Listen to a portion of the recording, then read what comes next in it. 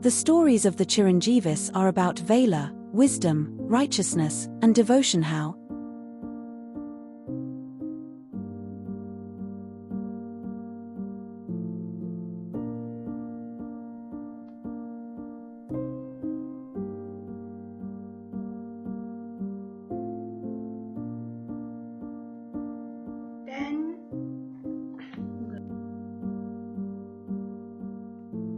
The Chiranjeevis are said to symbolize universal truths that transcend time and spaces. The stories are said to inspire people to be humble, forgiving, devoted, faithful, and understanding. It is said that remembering the names of all 7 Chiranjeevis can help one live up to 100 years and be free from sickness.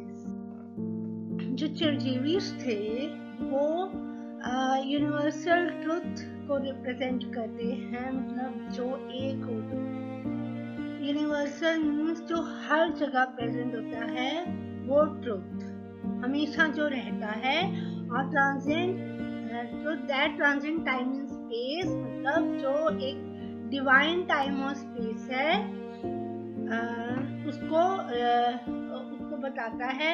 The stories are said to inspire people to be humble. इनकी stories लोगों को inspire करती हैं कि वो humble रहें, means कि वो ज़्यादा अपने आप पे प्राउड ना करें कि हम बहुत ज़्यादा इम्पोर्टेंट है, हमारी इम्पोर्टेंस ना अपनी ज़्यादा दिखाएं, और फॉरगिविंग, माफ करने वाले, डिवोटेड, भक्ति में लीन, फेथफुल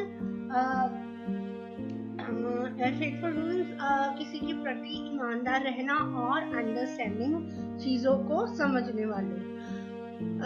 ये कहा जाता है कि जब हम 7 चिरंजीवीस को याद करते हैं, उनको प्रणाम करते हैं, उनकी भक्ति करते हैं, तो वह इंसान 100 साल तक जीवित रहता है और सारी बीमारियों से वो दूर रहता है। According to Hindu mythology, different gods blessed or punished people with eternal life based on their actions. The Chiranjeevis are said to live among people, but not everyone can see them. The Chiranjeevis are believed to have a cosmic purpose, and their existence demonstrates the Hindu philosophy of dharma, righteousness, and the eternal nature of time. Hindu mythology के according different Lord's या तो लोगों को punish करते हैं या उन्हें bless करते हैं, उन्हें आशीर्वाद देते हैं अब इटर्नल लाइफ के लिए, मतलब स्पिरिचुअल लाइफ के लिए, या लॉन्ग लाइफ के लिए। Long life, eternal means long, and तक चलने वाली, बेस्ड ऑन देयर एक्शंस, और उनके जो कर्म हैं उनके अकॉर्डिंग, उनके एक्शंस, उनके जो भी वो करते हैं उसके अकॉर्डिंग वो उनको ब्लेस करते हैं। तो जो चिरंजीवीस है, they are said to live among people, वो लोगों के बीच में रहते हैं, बट वो किसी को भी नहीं दिखते। Chiranjeevis are believed to have a cosmic purpose. Like ये यूनिवर्स से भी परे है, परा प्रकृति से भी परे है उनका पर्पस। वो इनकी जो एग्जिस्टेंस है वो दिखाती है कि हिंदू फिलॉसफी में जो धर्म है और उनके धर्म है वो सही रहे, धर्म, ताकि लोग धर्म पर चलते रहें, और उनकी जो इटर्नल नेचर है वो बताती है according to the time. So the first immortal lord Chiranjeevi is Hanuman ji. Lord Hanuman, Sri Rama's biggest devotee, was given the boon of immortality before Lord Rama went back to abode. According to various beliefs, Hanumanji can be found where the name of Lord Ram is being chanted. But according to sculptures, it is also said that Lord Hanuman lives in the Gandhamadan mountains, meditating on the name of Lord Ram and ready to help any of the devotees who need him. Some people also say that he roams the forests and mountains like the Himalayas and Kishkinda. जो Lord Hanuman थे वो राम जी के बहुत बड़े devotee थे, ये सबको पता है। और कहा जाता है कि जब राम जी स्वर्ग लोक जाने लगे तो हनुमान जी यहीं पे रह गए, क्योंकि वो कह रहे थे वहां जाके तो मैं आपका नाम नहीं ले सकता हूँ और ना ही वहाँ आपका सत्संग होगा।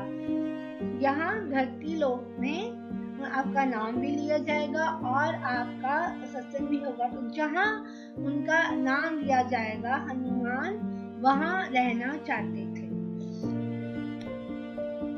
तो स्कल्पचर्स के अकॉर्डिंग जो लॉर्ड हनुमान हैं वो गंधमदन माउंटेन्स पे रहते हैं और भगवान राम के नाम पे चैंट करते रहते हैं, मेडिटेट करते रहते हैं और डिवोटीज की हेल्प करते हैं।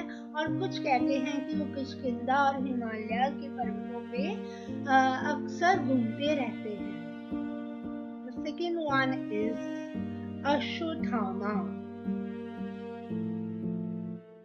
Ashwatthama, the son of Dronacharya, was the one who unleashed the Brahmastra during the Mahabharata and was cursed with immorality and suffering by Lord Krishna. As per the curse, he is forced to wander the earth until the end of Kali Yuga, and he shall till that time bear the pain of his wounds and the burden of his actions during the war. Many legends and tales say that Ashwatthama roams the forests and desolate places, especially around the Narmada river. Ashwatthama जो कि द्रोणाचार्य जी के सुपुत्र थे, उन्होंने बहुत violent force के साथ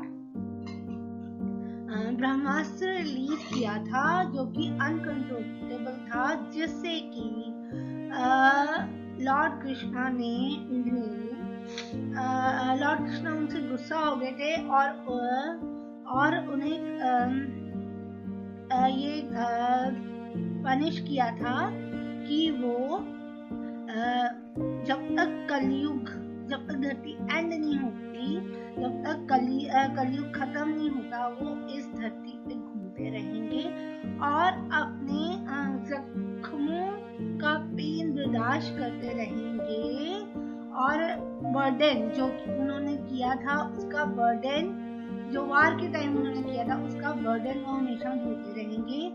कुछ स्टोरीज के अकॉर्डिंग अश्वत्थामा फॉरेस्ट और जो जगह एम्प्टी होती है और अट्रैक्टिव नहीं होती है वहां घूमते रहते हैं, जैसे कि नर्मदा रिवर के आस